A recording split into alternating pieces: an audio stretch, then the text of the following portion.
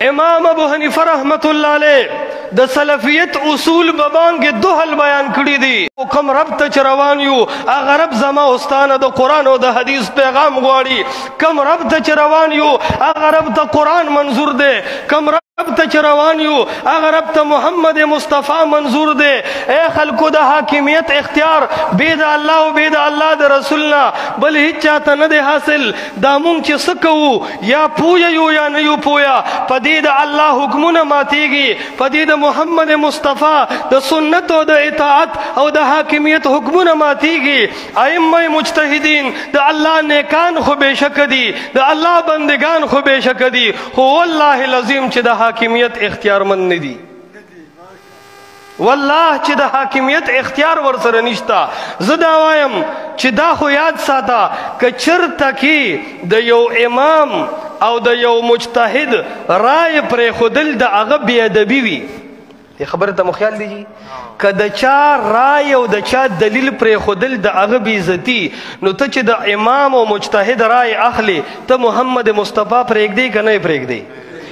ٹھیک شو جی تا خود یو امام احترام کو خود آقای نامدار سید الانبیاء والمرسلین محمد مصطفی صلی اللہ علیہ وسلم د اطاعت نوم پک مخله باندې اخلي قربان شم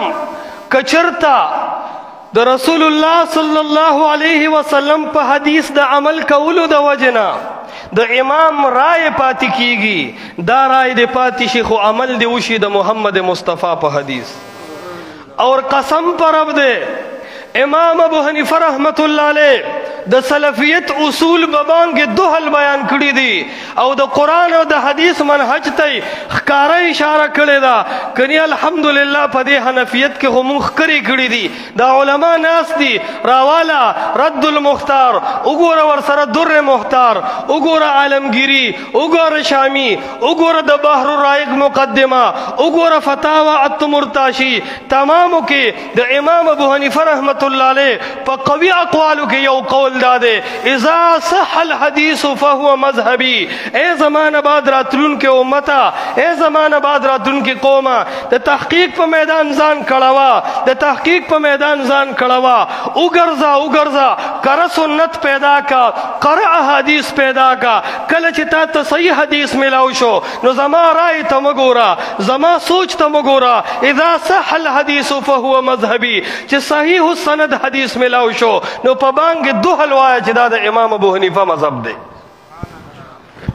زخوام والله العظیم خلق وای چې یار تا امام ابو حنیفه پرې خود ما وی اول می په فروغ کې امام غړو اوس په دې ورسېدم چې په عقیده کې امام ابو حنیفه د امامت قابل دی هغه د عین الله خبره کوي نو هغه په دې خبره تصریح کوي او تمام معطلو او متعولینو او د مجسمه ټول په سر باندې گزار کوي او دا وی چې اے خلق یاد ساته الله هغه ذات دی چې هغه د عرش د پاس خپل استوا او برابرۍ کړی دا نو عرض مې دا کو چې ائمه مجتهدین د قدر لوړ دي